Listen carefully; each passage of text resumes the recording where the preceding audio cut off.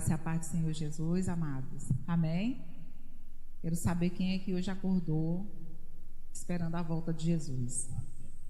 Amém, irmãos? Tem que ser constante. Bom, o Júlio me deu essa oportunidade para eu estar convidando o vaso que será usado essa noite para ministrar a palavra aqui na nossa igreja. E eu creio que assim como o Senhor me abençoou muito quando eu ouvi ela ministrando, nós também seremos abençoados hoje. É a minha amiga, irmã, a minha filha, eu já adotei ela também, né? A Clara, que veio acompanhada do seu esposo. Ela que é minha colega de trabalho, mas já virou uma amiga, uma irmã querida. E uma filha também, né? Porque ela tem a idade da Letícia. A Clara é uma mulher de Deus, é uma doçura estar com ela. E eu quero dizer que é o Senhor que te trouxe aqui, viu? A nossa igreja é uma igreja que realmente tem uma constância, né? De estar sempre o Júlio está ministrando aqui, ele ou o pastor Roberto. E aí o Senhor realmente trouxe você para trazer essa palavra aqui. Amém? Fique à vontade. Então vamos orar. Toda a igreja impõe a sua mão para estar orando por ela. Senhor nosso Deus, nosso Pai, queremos te agradecer pelo teu infinito amor, pela tua infinita misericórdia, pelo teu cuidado. E queremos dizer, ó Pai, que é bom estar na tua presença. É a nossa maior alegria estar na tua presença. Queremos te apresentar a vida da Clara, que será usado como um instrumento nas tuas mãos, Senhor. Que ela não fale nada dela mesma, mas que ela seja um instrumento para entregar a palavra autêntica, a palavra fiel, Senhor, aquela que jorra mesmo dos átrios da tua presença, Pai. Usa ela e abençoa cada um de nós aqui. Em nome de Jesus, amém.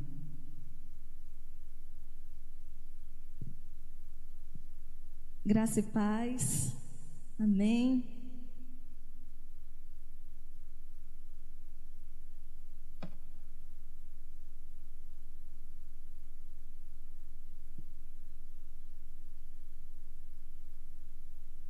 Inicialmente eu gostaria de dizer que é uma honra estar aqui nessa noite para compartilhar um pouco daquilo que o Senhor colocou em nosso coração, compartilhar da seiva do Senhor, daquilo que Ele tem ministrado ao nosso coração.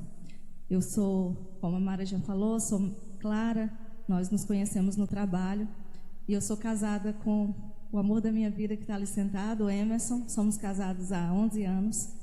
Temos uma filha de 4 anos, Ana Carla, que não está aqui porque resolveu passar as férias na casa dos avós, né? Na casa da minha mãe, no caso. Eu já havia prometido para ela que nas férias ela iria e ela já se atentou que estava de férias. Lógico, né? Deveria ir à casa da avó e estar lá desfrutando desses dias.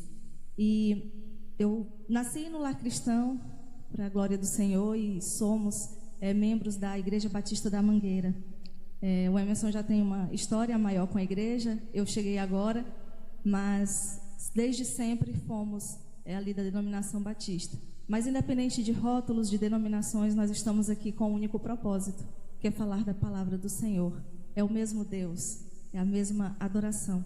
E nesse propósito eu convido a igreja a abrir suas Bíblias lá no livro de Mateus, capítulo 14, dos versos 22 ao 33.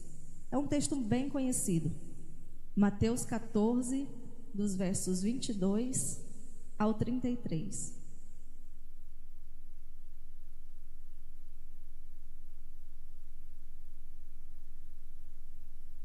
Amém? Diz assim a palavra do Senhor. Logo em seguida, Jesus insistiu com os discípulos para que entrassem no barco e fossem adiante dele para o outro lado, enquanto ele despedia a multidão. Tendo despedido a multidão, subiu sozinho ao monte para orar. Ao anoitecer, ele estava ali sozinho, mas o barco já estava a considerável distância da terra, fustigado pelas ondas, porque o vento soprava contra ele. Alta madrugada, Jesus dirigiu-se a eles, andando sobre o mar. Quando viram andando sobre o mar, ficaram aterrorizados e disseram: é um fantasma, e gritaram de medo. Mas Jesus imediatamente lhes disse: coragem, sou eu, não tenham medo.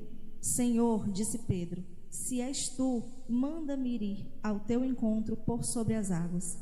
Venha, respondeu ele. Então Pedro saiu do barco, andou sobre as águas e foi na direção de Jesus. Mas quando reparou no vento, ficou com medo e, começando a afundar, gritou: Senhor, salva-me! Imediatamente Jesus estendeu a mão e o segurou e disse: homem de pequena fé, por que você duvidou? Quando entraram no barco, o vento cessou. Então os que estavam no barco o adoraram, dizendo: verdadeiramente, tu és o Filho de Deus.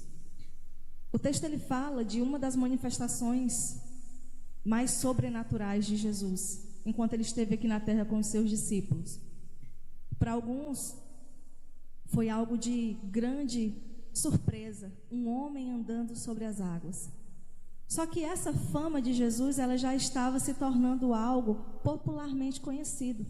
Jesus tinha acabado de sair do milagre da multiplicação dos pães e peixes, e agora ele anda por sobre as águas. E a fama de Jesus já estava tão considerável que as pessoas começaram a cogitar a hipótese de tornar Jesus rei.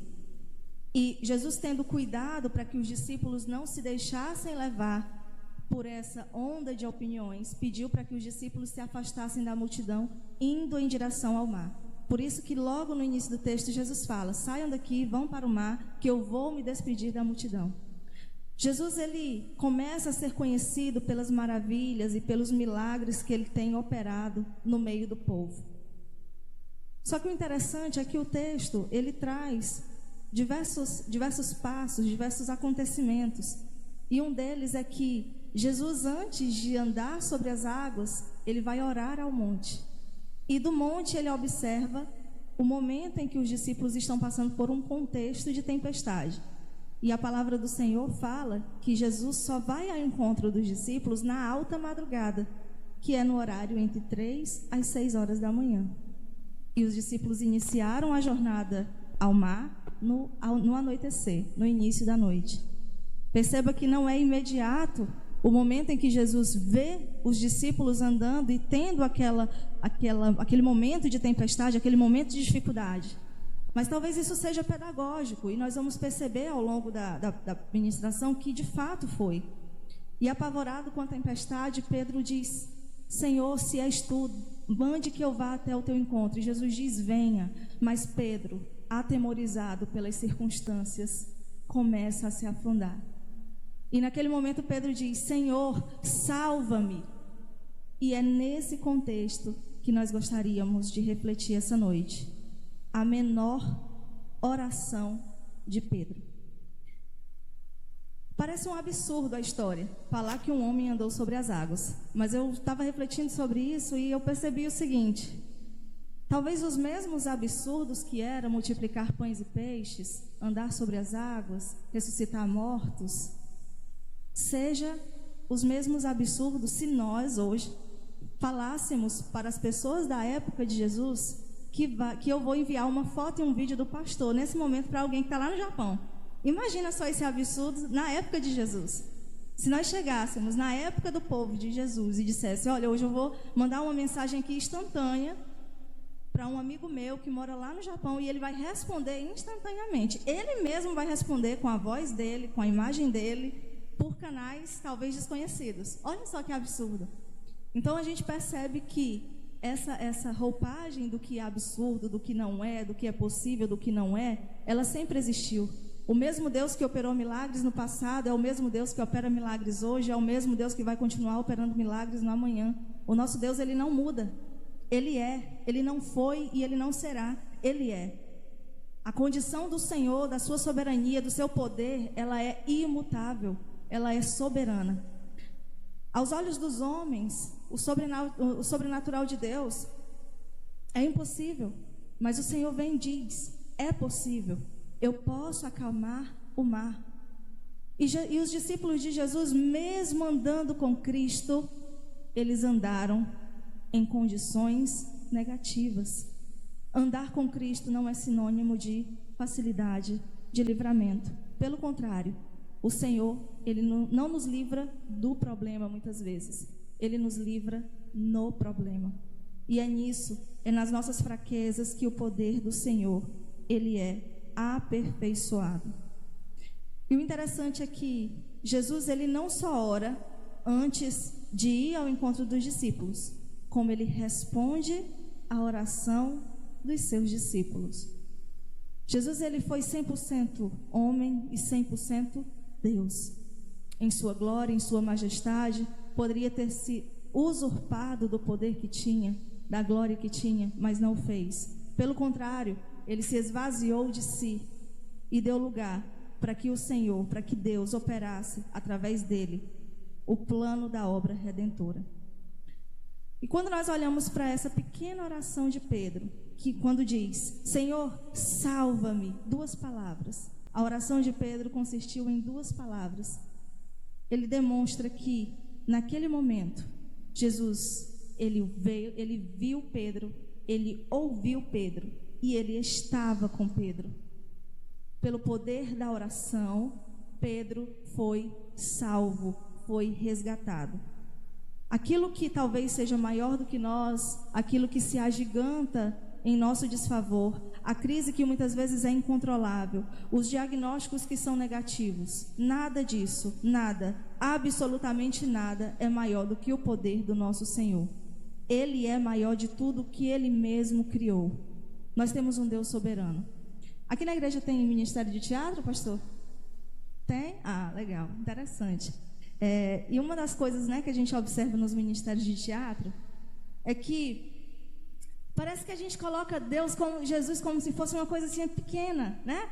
O inimigo vem todo vestido no seu sarcasmo, né, na sua alegria, na sua postura contagiante de trazer ali, talvez, um sentimento de pertencimento sobre o homem, sobre aquele que se dispõe, né, a trazer ali um personagem no momento do teatro. E Jesus vem como um coitadinho. Alguém que tem que lutar contra o inimigo para vencer, sendo que Jesus já venceu. Jesus, ele não está numa condição pequena em que nós colocamos ele em algo pequeno demais diante da nossa pequena imaginação. Jesus, ele é grande, ele é revestido em poder, em glória, em majestade. E é esse Jesus que nós adoramos, é nesse Jesus que nós nos prostramos diariamente. E um dos pontos que nós vamos meditar nessa noite sobre a menor oração de Pedro, a primeira delas é: a oração de Pedro foi breve, porém verdadeira. O motivo que me fez pensar sobre isso foi porque, infelizmente, nós temos estado cheios de palavras vazias. Muitas vezes em orações eu percebo que nós queremos ensinar a Deus a teologia do que a gente acredita. A gente utiliza a oração para justificar um pecado. Senhor, eu pequei, mas foi porque o Senhor sabia da minha intenção. Senhor, eu falei mal da Maria, mas é porque ela mereceu.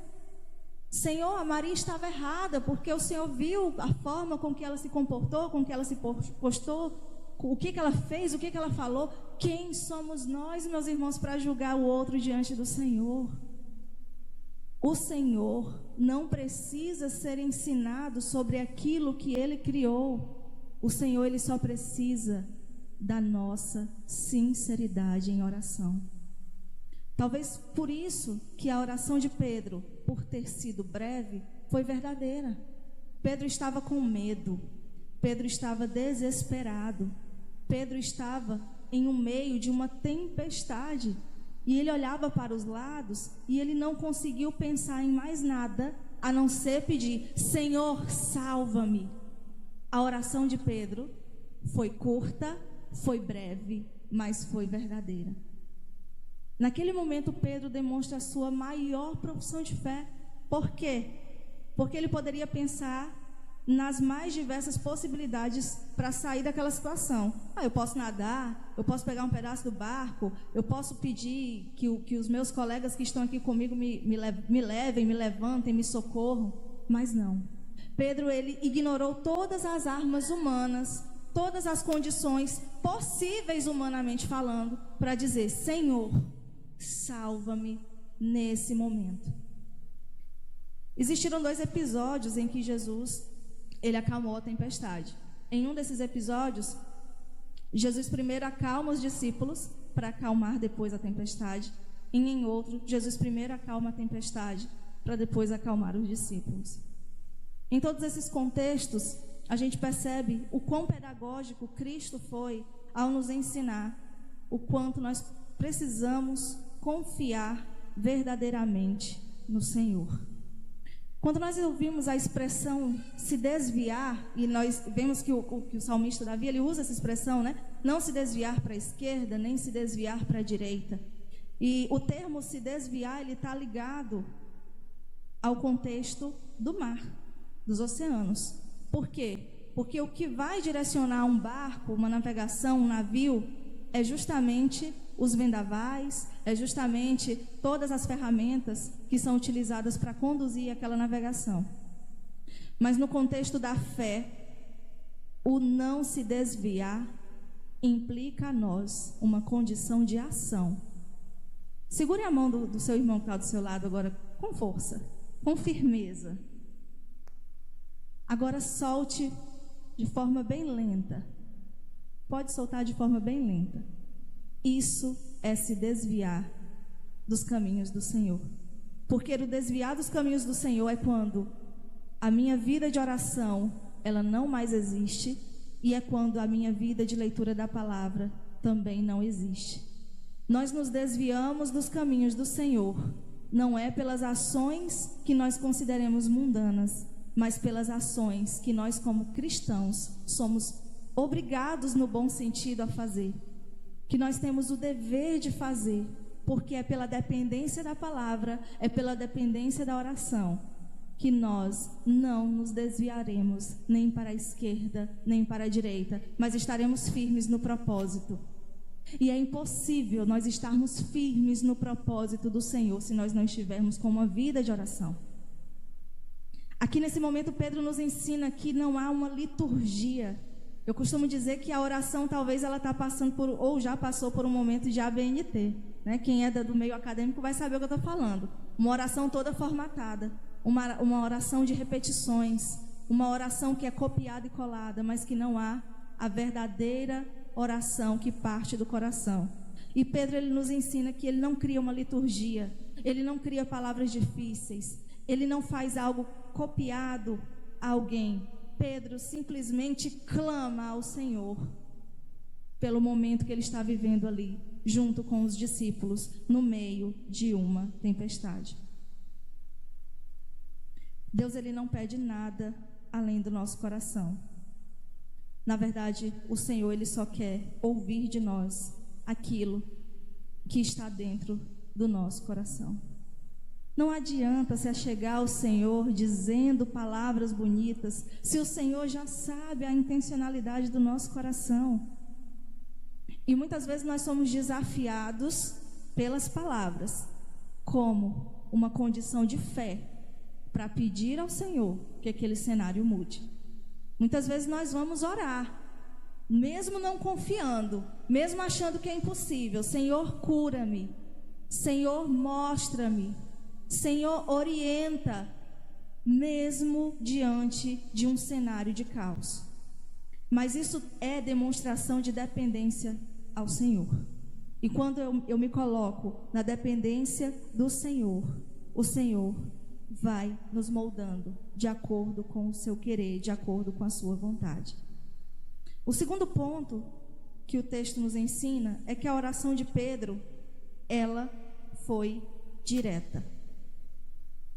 Ela foi direta porque ele não fez uma espécie de defesa diante do Senhor. Senhor, eu estou aqui nesse momento passando por essa dificuldade. Ele simplesmente falou o que estava no coração. Senhor, salva-me.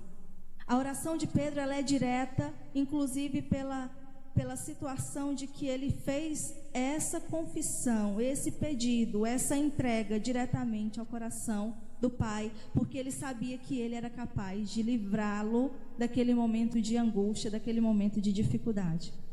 E a palavra do Senhor diz, meus irmãos, que se confessarmos os nossos pecados, ele é fiel e justo para nos purificar de toda injustiça. Se não confessarmos, se não nos humilharmos, se não nos esvaziarmos na presença do Senhor, continuaremos fazendo orações vãs. O interessante é que Pedro, ele já tinha conhecimento de quem Jesus era. Pedro, ele já tinha manifestado a sua fé no Senhor. Pedro, ele já tinha crido no Rei que estava aqui com ele. E mesmo assim Pedro continuou orando: Senhor, salva-me. Talvez a nossa oração não seja pela salvação da vida eterna, mas seja uma oração para que Deus nos salve de nós mesmos, para que Deus nos salve da nossa arrogância, para que Deus nos salve do nosso pecado, para que Deus nos salve do nosso ego, para que Deus nos salve daquilo que nós não queremos enxergar pelas nossas opções materiais e carnais. Nós precisamos ser salvos todos os dias. E graças a Deus, pela graça de Deus, as misericórdias dele se renovam todos os dias sobre nós.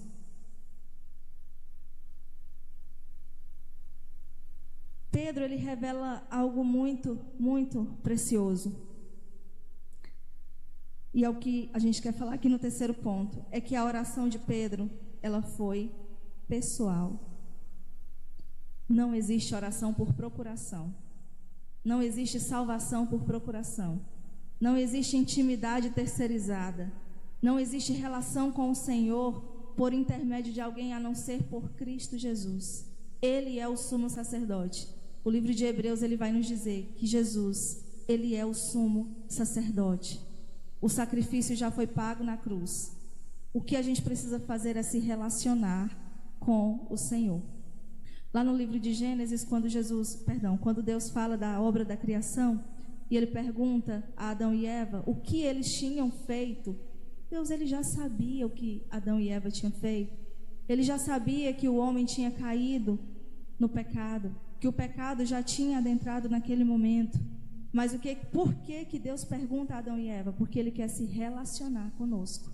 Ele quer se relacionar com Adão e Eva. Quando nós oramos ao Senhor, mesmo sabendo que Deus, ele já é onisciente de todas as coisas, é porque o Senhor, ele quer se relacionar conosco.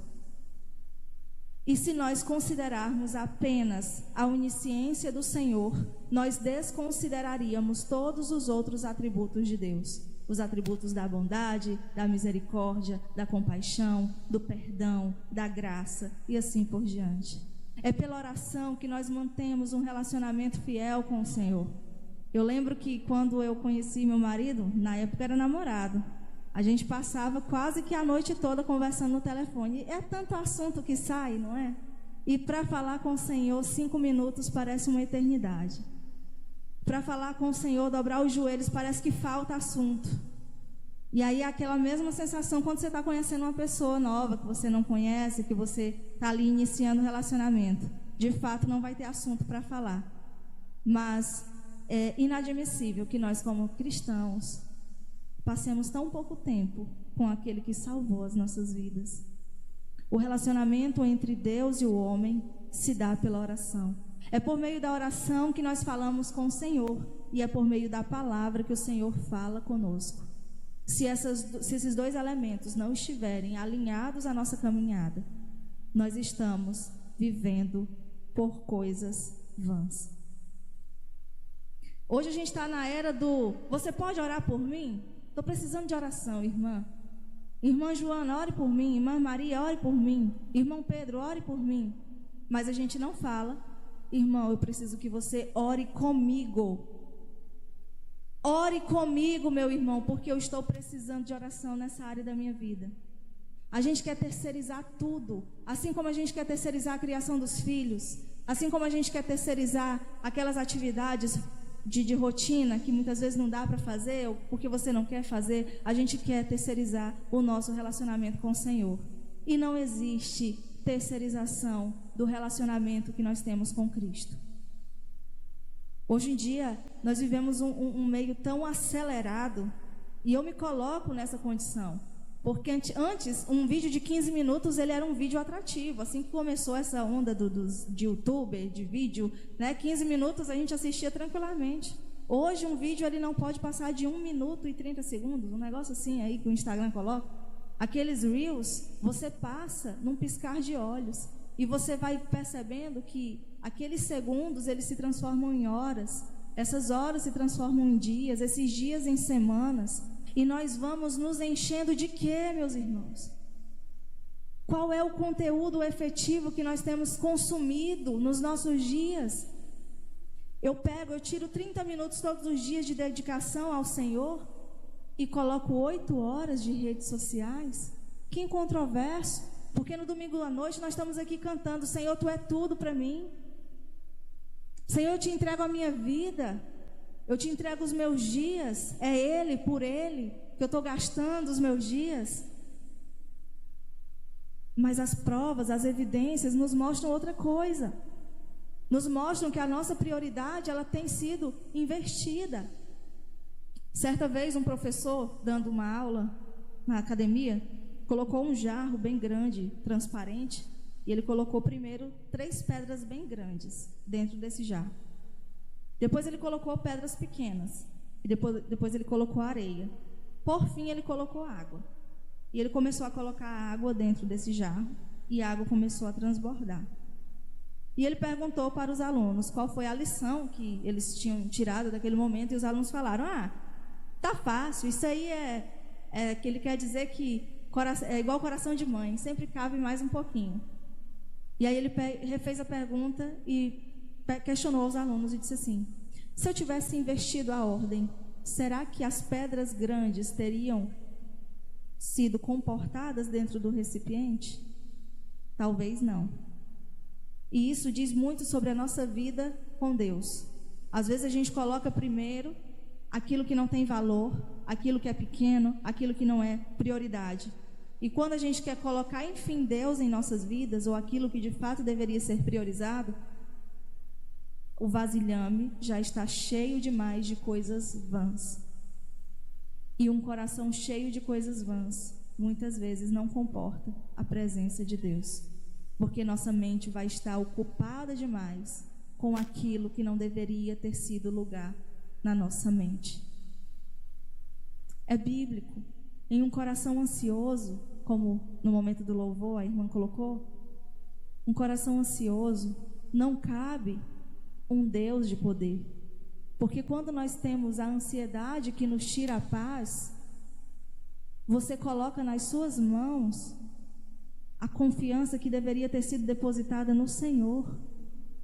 O reino de Deus, ele é um reino de descanso. Perceba que o Senhor, ele descansou depois de ter feito toda a obra. No primeiro dia, ele criou e terminou.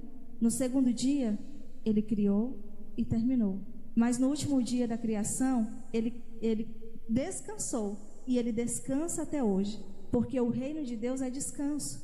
Mas não é o descanso do ócio, é o descanso da confiança. É de entender que as nossas vidas estão nas mãos do Senhor. É de entender que Ele sabe todas as coisas e que Ele é soberano para fazer infinitamente mais de tudo aquilo que pedimos ou pensamos.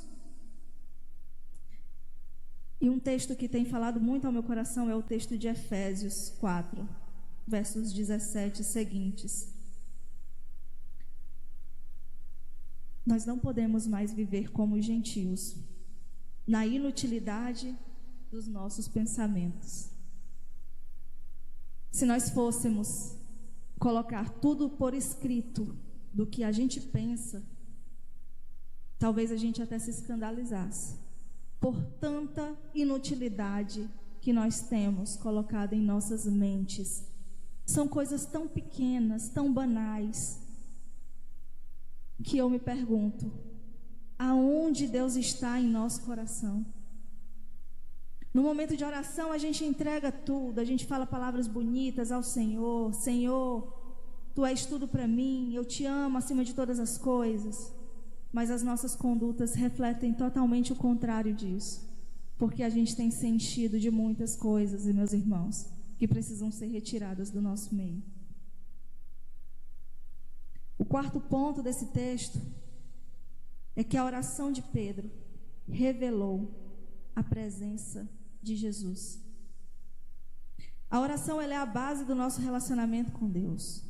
Pela oração nós falamos com Deus. Pela oração nós temos profundidade com o Senhor. O texto que fala que prefiro estar um dia nos átrios do Senhor do que 1000 em outro lugar. Só é possível se nós nos entregarmos verdadeiramente a Ele, em tempo de oração, de comunhão e de relacionamento. Daniel, ele nos ensina algo muito interessante, porque ele orava, ele tinha uma vida de oração. Ele orava pelo menos 3 vezes ao dia. Às vezes a gente não ora nenhuma, né? Mas Daniel orava todos os dias, 3 vezes ao dia. E é interessante porque se Daniel já tinha uma vida de oração, o que mais Daniel podia fazer para ter relacionamento com o Senhor? A gente pode intensificar o que já é feito. Daniel nos mostra que a vida eterna significa e consiste em conhecer a palavra do Senhor, em conhecer esse Deus, dia e noite. E a gente precisa caminhar, nós precisamos caminhar com o Senhor todos os dias. Nós precisamos suplicar ao Senhor todos os dias. Nós precisamos clamar ao Senhor todos os dias. E nós não precisamos criar um ambiente litúrgico para que isso aconteça. Meu irmão, se não tem tempo de fazer isso em um ambiente organizado, arrumado, faça onde você está, da forma que você está. A oração, ela é conexão com o Senhor.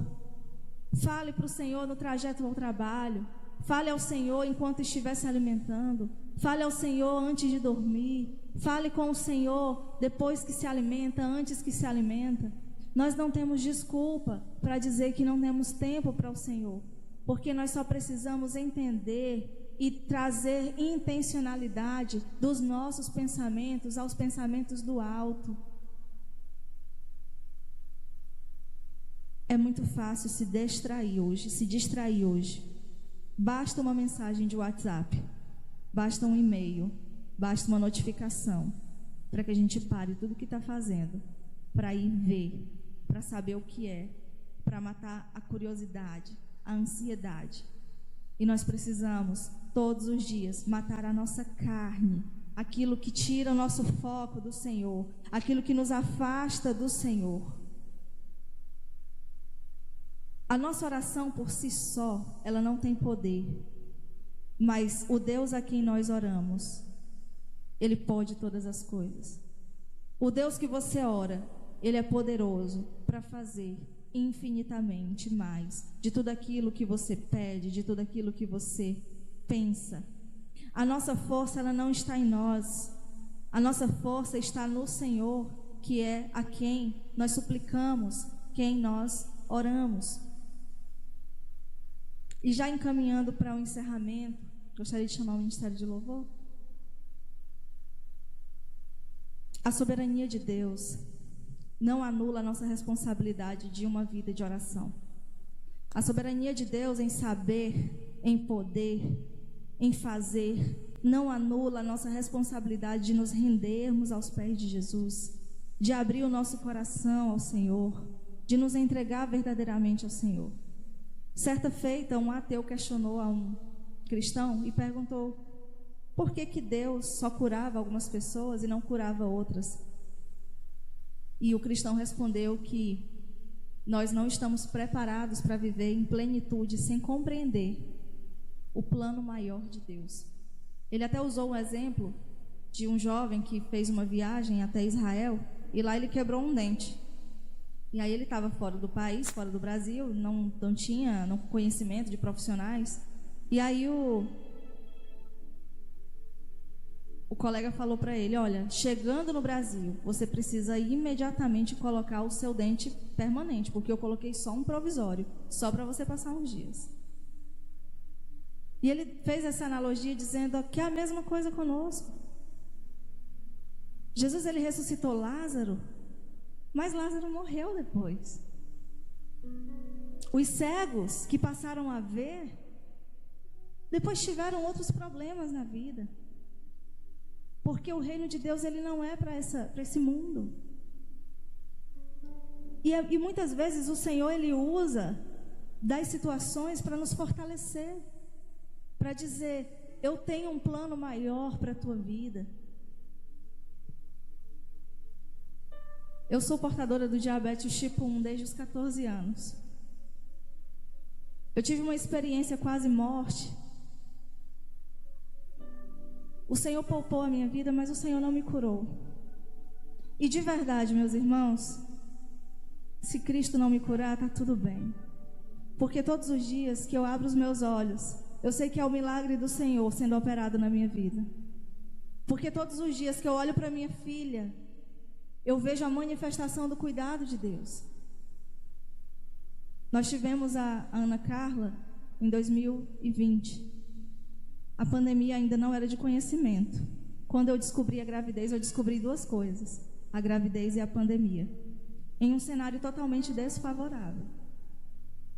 Foram 9 meses de angústia, de medo, porque eu tinha medo de que não desse certo. Eu até falo com um tom até de humor e digo: eu esperava a minha senha já, o Senhor me chamar, porque nada era favorável para mim naquele ano. Mas é nessa fraqueza que o Senhor se aperfeiçoa todos os dias. É nessa fraqueza que a manifestação da glória de Deus, ela é visível e ela é possível. E eu não sei, eu não conheço os irmãos, eu não sei quais são as lutas que os irmãos têm passado. Eu não sei qual tem sido a sua oração nesses últimos dias. Eu não sei se você tem só falado de Deus do que falado com Deus. E o Senhor, ele quer ter um relacionamento profundo conosco. O Senhor, ele quer que nós nos acheguemos a Ele de forma contrita, quebrantada e profunda. Nós vamos cantar uma canção nesse momento. Eu gostaria que você ficasse de pé e que nesse momento você colocasse diante do Senhor o seu coração, sem vaidade, sem ego, sem arrogância, sem medo, sem temor, tirando tudo aquilo que te afasta do Senhor, pensando talvez na obra impossível que você considere nesse momento, mas pensando nos possíveis que o Senhor opera em nossas vidas. Nós somos pequenos demais, mas o Senhor, Ele é soberano em poder, em glória, em majestade. Assim como os discípulos estiveram naquele momento em uma situação desfavorável, talvez você esteja passando por momentos assim. Talvez você esteja num momento tão frio da sua caminhada que você não consiga enxergar a mão do Senhor sobre você. Peça ao Senhor nesse momento, feche seus olhos e peça ao Senhor nesse momento, para que você possa ir mais fundo, para que você tenha profundidade nos relacionamentos com o Senhor. Abra sua boca em louvor e em adoração.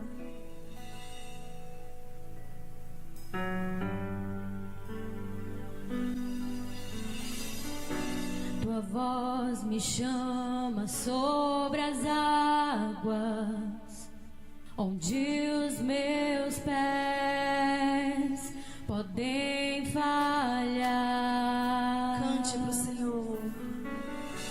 E ali te encontro no mistério, em meio ao mar, confiarei. Clame o nome do Senhor. E ao teu nome clamarei, e além das ondas olharei. somente em ti descansarei, pois eu sou teu. Declare ao Senhor que tu é dele. E tu és meu. Oh, Ao Senhor nessa noite.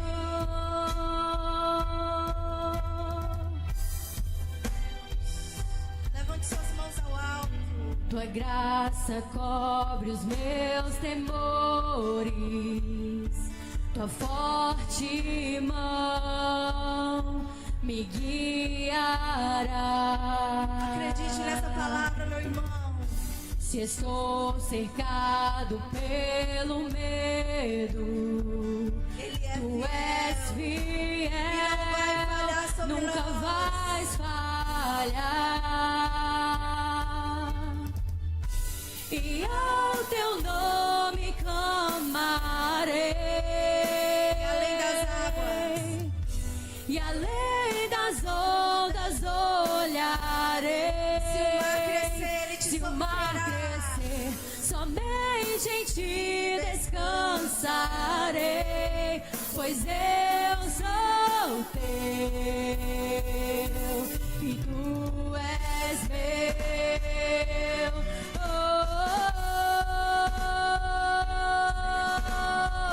Nós cremos em ti, Senhor. Tu és o nosso Salvador.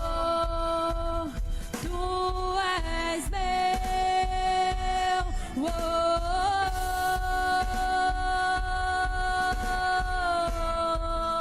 Com muita fé você vai louvar ao Senhor. Pedir para que Ele te guie. Aleluia, Jesus. Nesse momento nós estamos aqui, Senhor, porque nós cremos na Tua soberania. Pai, nós cremos, Senhor, na Tua força, no Teu poder, no Teu cuidado, na Tua misericórdia, na Tua bondade. Pai, nós não queremos mais entregar a Ti palavras vazias. Nós não queremos entregar mais palavras que não cabem em nosso coração. Nós queremos nos entregar por inteiro, Senhor. Nos ensina a orar. Nos ensina a nos achegar a Ti, com o coração cheio e transbordante da Tua presença. Transforma-nos, Senhor, todos os dias. Guia-nos, Senhor, para que a gente possa ter profundidade contigo. Pai, nós não somos nada sem o Senhor. Nós vamos continuar agora cantando, pedindo para o Senhor nos guiar, pedindo para o Senhor nos sondar verdadeiramente. Com seus olhos fechados, continue louvando ao Senhor. Guia-me para que em tudo em ti confie, sobre as águas eu caminhe, por onde quer que chames. Leva-me mais fundo do que já estive, e minha fé será mais firme, Senhor, em tua presença. Guia-me para que em tudo em ti confie, sobre as águas eu caminhe, por onde quer que chames. Leva-me mais fundo do que já estive, e minha fé será mais firme, Senhor, em tua presença. Mais uma vez. Guia-me para que em tudo em ti confie, sobre as águas eu caminhe, por onde quer que chames. Leva-me mais fundo do que já estive, e minha fé será mais firme, Senhor, em tua presença.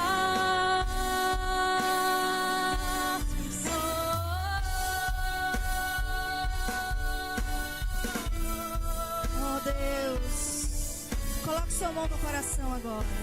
E comece a louvar e a adorar o Senhor. E ao teu nome clamarei. Sim, Jesus. E além das ondas olharei.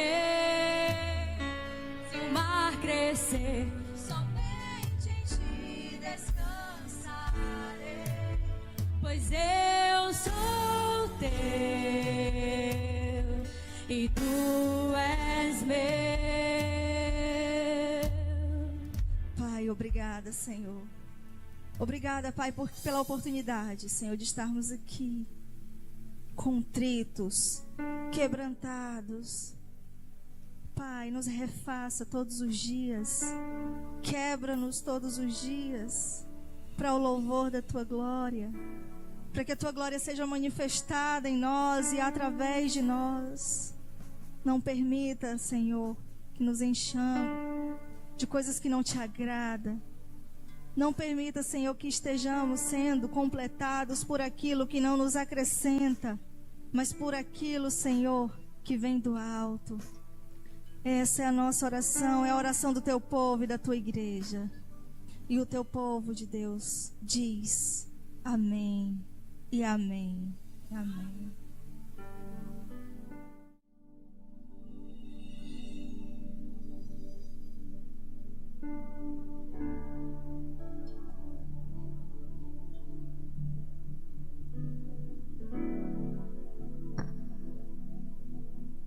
Amém. De manhã na escola bíblica nós oramos, clamando a Deus para que agora à noite nós tivéssemos um banquete. E o pão espiritual que Deus nos serviu realmente foi um banquete precioso. Uma palavra necessária ao coração da igreja, uma palavra forte, uma palavra que nos incomoda, mas que verdadeiramente nos leva para próximo de Deus. E quando a gente olha o que a Clara ministrou aqui a respeito de Pedro, aquele homem que teve a intrepidez de saltar do barco e ir ao mar agitado, mas é isso que a gente precisa aprender. Mesmo assim, dentro daquela fé que ele teve de andar sobre as águas, ele não perdeu a humildade de reconhecer a sua falha e clamar. É isso que nós precisamos fazer, nós precisamos ser sinceros, querido. Nós precisamos clamar ao Senhor, para que Ele venha nos salvar dos nossos erros, das nossas falhas. Hoje de manhã nós falamos sobre o quão ruim é a hipocrisia. E aqui Deus deixou muito claro, não adianta a gente dizer aqui, louvar que Deus é grande e não demonstrar isso na nossa vida. Então, mesmo assentada aí, baixa sua cabeça.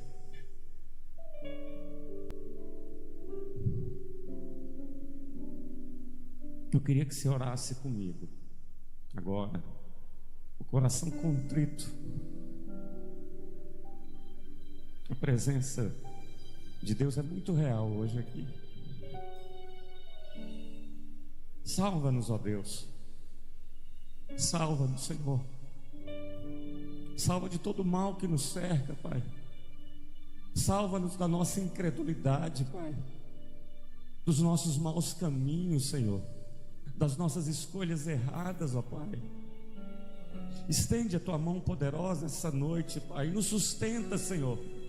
Precisamos dela, Pai. E a presença da Clara hoje aqui foi essa mão, Senhor, a Tua mão estendida, porque Tu fala a Tua igreja, porque Tu ama, Senhor. Tu corrige a Tua igreja porque Tu a ama, Pai. E assim estamos nós aqui, Senhor, como Pedro, muitas vezes nos afundando na nossa incredulidade, Pai. Muitas vezes nos afundando nas tempestades que nos cercam, Pai. Mas clamando a Ti, Senhor, nos salva. E que Tu possa nos erguer, Pai. Que nós possamos aprender, Senhor, melhorar a cada dia, Pai. Tudo para a glória do Teu nome, Senhor. Tu conhece o coração de cada um, Tu conhece o meu coração, o coração de todos nós, Senhor. E que essa palavra ministre verdadeiramente dentro do nosso coração. Quebre, Senhor, quebre a hipocrisia que possa haver dentro de nós. Quebre o jugo que tem nos prendido, nos escravizado, Pai. E com liberdade, Senhor, nós possamos sair essa noite para verdadeiramente glorificar o teu nome, não só de boca, mas de espírito e em verdade, Senhor. Obrigado, Senhor. Obrigado porque tu falas, Senhor. Obrigado, Senhor, porque tu tens sido verdadeiramente a voz ativa no nosso meio. Te damos graças a isso em nome de Jesus, Pai. Amém, amém, amém. Que Deus possa continuar lhe abençoando, Clara. A Mara falou de você e realmente você me enganou, meu bem, que é muito mais. Ela, na humildade dela, ela foi um vaso, um instrumento de Deus para as nossas vidas. Amém, igreja?